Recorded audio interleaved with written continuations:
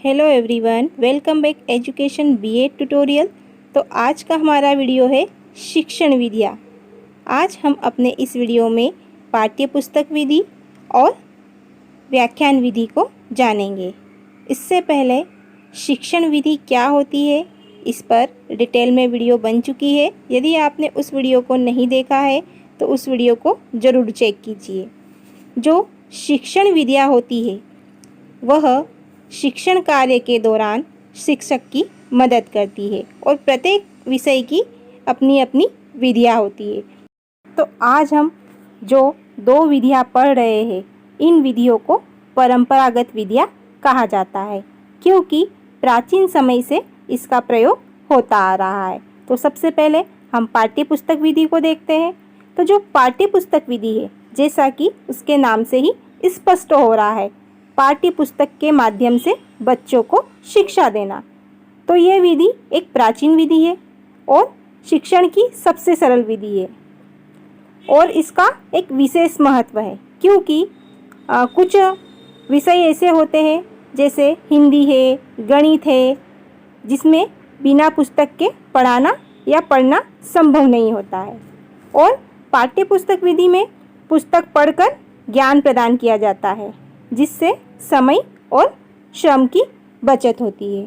इसमें देखा होगा आपने कि शिक्षक कक्षा में स्वयं पाठ पढ़ता है और बच्चों को सुनाता है, और कुछ समय पश्चात शिक्षक भी बच्चों से कुछ पाठ पढ़वाता है। तो इस प्रकार पाठ्य पुस्तक के माध्यम से बच्चों को शिक्षा देना, ये होती है पाठ्य पुस्तक विधि। अब हम इस विधि के लाभ देख लेते हैं, गुण देख लेते हैं, या बोल सकते हैं कि इस विधि की क्या क्या विशेषताएं हैं। तो देखिए, सबसे पहली विशेषता या लाभ है, पाठ्य पुस्तक विधि से समय, श्रम और धन की बचत होती है। यदि शिक्षक पाठ्य पुस्तक के माध्यम से बच्चों को अध्ययन करवाएगा तो क्या होगा कि उसको अधिक श्रम नहीं करना पड़ेगा, उसको अधिक मेहनत नहीं करनी पड़ेगी, और बाज़ार से कुछ लाकर बच्चों को नहीं बताना पड़ेगा, क्योंकि उसके पास बुक है, वो सब कुछ बुक के माध्यम से बता सकता है।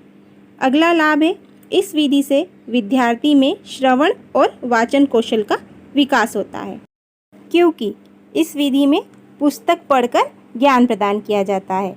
तो सर्वप्रथम तो शिक्षक पुस्तक पढ़ता है और बच्चों से भी पुस्तक पढ़वाता है। तो यहाँ पर बच्चे सुन भी रहे हैं और पढ़ भी रहे हैं, तो यहाँ पर बच्चों में दोनों कौशल का विकास हो रहा है। अगला लाभ है, प्राथमिक स्तर पर पाठ्य पुस्तक विधि विद्यार्थी के लिए रुचिकर होती है।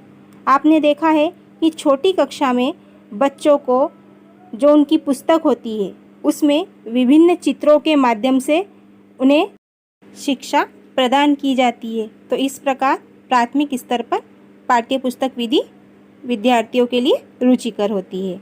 अगला लाभ है, पाठ्य पुस्तक विधि से चिंतन मनन शक्ति का विकास होता है। जब एक शिक्षक या बच्चा पाठ्य पुस्तक पढ़ता है तो उसमें सोचने की, मनन करने की शक्ति विकसित होती है। अगला लाभ है, इस विधि से अभ्यास, प्रश्न, योजना का ज्ञान प्राप्त होता है। पाठ्य पुस्तक का निरंतर हम जब अध्ययन करते हैं तो हमें अभ्यास क्या होता है, योजना क्या होती है, प्रश्न क्या होते हैं, इन सब का भी ज्ञान होता चला जाता है। तो ये थी पाठ्य पुस्तक विधि के लाभ, गुण या विशेषताएं। जिस प्रकार एक विधि की विशेषताएं रहती है, उस प्रकार विधि की कुछ कमियां भी होती है। तो अब हम देख लेते हैं पाठ्य पुस्तक विधि की कमियां या दोष। तो जो पाठ्य पुस्तक विधि है उसकी पहली कमी है, पाठ्य पुस्तक विधि अमनोवैज्ञानिक विधि कहलाती है। तो यहाँ पर इस विधि को बहुत से शिक्षकों ने या इस सिद्धांत को मान्यता नहीं देते हैं कि पाठ्य पुस्तक विधि उपयुक्त नहीं है, इसलिए इस विधि को अमनोवैज्ञानिक विधि कहा है। फिर है, इस विधि में बालकों की रुचि का ध्यान नहीं रखा जाता। जब पाठ्य पुस्तक विधि से बच्चों को अध्ययन करवाया जाता है तो ये नहीं देखा जाता कि बच्चे किस चीज़ में रुचि ले रहे हैं। अगला दोष है, इस विधि में छात्र कभी कभी निष्क्रिय हो जाते हैं।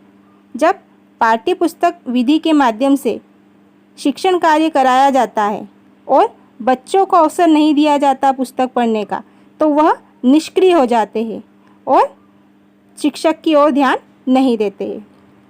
अगला दोष है, कभी कभी इस विधि द्वारा संस्मरण शक्ति कम हो जाती है। जैसे कि बच्चे निष्क्रिय होते हैं, मीन्स उनको अवसर नहीं दिया जा रहा है, तो क्या होगा कि वो सोचेंगे समझेंगे नहीं, जिससे उनकी संस्मरण शक्ति कम होगी। आई होप आपको वीडियो अच्छी लग रही होगी, तो प्लीज़ एक लाइक ज़रूर कर दीजिए। आगे बढ़ते हैं और अब हम देखते हैं व्याख्यान विधि। तो व्याख्यान विधि को भाषण विधि भी कहा जाता है। सबसे पहले हम यहाँ पर रिस्क के अनुसार एक डेफिनेशन देखते हैं। व्याख्यान उन तथ्यों, सिद्धांतों अथवा अन्य संबंधों का स्पष्टीकरण है जिनको शिक्षक छात्रों को समझाने के लिए सुनाना चाहता है। जो व्याख्यान विधि होती है, व्याख्यान विधि के अंतर्गत जो भी शिक्षण कार्य होता है वह भाषण के माध्यम से किया जाता है। इसे ही व्याख्यान विधि कहते हैं। व्याख्यान विधि एक प्राचीन विधि है और इसका जो केंद्र बिंदु होता है वह शिक्षक होता है, क्योंकि इस विधि में पाठ को भाषण के माध्यम से पढ़ाया जाता है। इसलिए इस विधि में शिक्षक विषय सामग्री को बच्चों के समक्ष प्रस्तुत करने से पहले ही समझ लेता है और खुद तैयार कर लेता है। उसके पश्चात वह अपने विद्यार्थियों को व्याख्यान के रूप में पाठ्य वस्तु को समझाता है और जो विद्यार्थी रहते हैं वह उसे सुनते हैं। प्रत्येक शिक्षक में व्याख्यान कौशल का होना अत्यंत आवश्यक है, लेकिन व्याख्यान कौशल के दौरान हमें बहुत सारी सावधानी भी रखनी चाहिए। जैसे व्याख्यान की जो समय अवधि है वह निश्चित हो। बच्चों को जब भी हम व्याख्यान के माध्यम से पढ़ाएं तो हमारी भाषा सरल स्पष्ट होने चाहिए और बीच बीच में बच्चों से प्रश्न भी पूछते रहना चाहिए। विद्यार्थियों का ध्यान अपनी ओर आकर्षित करने का प्रयास किया जाना चाहिए, तभी हम भाषण के रूप में अपनी पाठ्य वस्तु को बच्चों के समक्ष रख सकते हैं। आगे बढ़ते हैं और अब देख लेते हैं हम व्याख्यान विधि के लाभ या गुण या इनकी कौन कौन सी विशेषताएं हैं। तो व्याख्यान विधि की सबसे पहली विशेषता है, यह विधि अध्यापक के लिए सुविधाजनक होती है, क्योंकि व्याख्यान विधि के दौरान अध्यापक अपनी विषय वस्तु को पहले से ही समझ लेता है और फिर वह बच्चों को समझाने का प्रयास करता है। तो यहाँ पर व्याख्यान विधि शिक्षक को या अध्यापक को सुविधा प्रदान करती है। सेकंड लाभ है, व्याख्यान विधि से विद्यार्थी में श्रवण कौशल का विकास होता है। जब व्याख्यान विधि से शिक्षक शिक्षण कार्य करवाएगा तो वह बोलता है और विद्यार्थी क्या करते हैं, ध्यानपूर्वक सुनते हैं, जिससे उनमें श्रवण कौशल का विकास होता है। अगला लाभ है, व्याख्यान विधि के द्वारा पाठ्यक्रम आसानी से पूर्ण किया जा सकता है। व्याख्यान विधि का केंद्र बिंदु शिक्षक होता है और जब भी उसे अपने पाठ्यक्रम को जल्दी से पूर्ण करना है तो वह इस विधि के माध्यम से अपने पाठ्यक्रम को आसानी से पूर्ण कर सकता है। अगला लाभ है, व्याख्यान विधि से समय सरलता से बचाया जा सकता है। जैसे ही हम पाठ्यक्रम को जल्दी जल्दी पूर्ण करने की कोशिश करते हैं तो समय की भी हमारी बचत होती है, हमें अधिक समय नहीं देना पड़ता है, तो यहाँ पर समय की बचत होती है। अगला लाभ है, इससे विद्यार्थी में विषय सामग्री के साथ भाषण संबंधित योग्यता का विकास होता है। जब विद्यार्थी या बच्चे अपने शिक्षक को भाषण देते हुए देखते हैं या सुनते हैं तो उनमें भी भाषण कौशल का विकास होता है। तो ये थे व्याख्यान विधि के लाभ। अब हम व्याख्यान विधि के दोष देख लेते हैं कि व्याख्यान विधि की क्या क्या कमियां होती है, इनमें क्या दोष होते हैं। तो सबसे पहला दोष है, यह विधि बाल केंद्रित नहीं है। यहाँ पर बच्चों को अवसर नहीं दिया जाता है, यहाँ पर शिक्षक ही व्याख्यान देता है, इसलिए इसका यह एक दोष है। सेकेंड है, व्याख्यान विधि का प्रयोग उच्च कक्षा में ही किया जा सकता है। जो भाषण होता है वह हम बड़ी कक्षा में ही दे सकते हैं, बड़े बच्चे ही उसे समझ पाते हैं। छोटी कक्षा में व्याख्यान विधि उपयुक्त नहीं होती है, छोटे बच्चे इसे आसानी से नहीं समझ सकते। अगला दोष है, व्याख्यान विधि रटने की प्रवृत्ति को बढ़ावा देती है। जब शिक्षक के द्वारा व्याख्यान दिया जाता है तो बच्चे भी हूबहू उसी चीज़ को रटने का प्रयास करते हैं, वह किसी चीज़ को समझने की कोशिश नहीं करते। इसलिए यह विधि रटने की प्रवृत्ति को बढ़ावा देती है।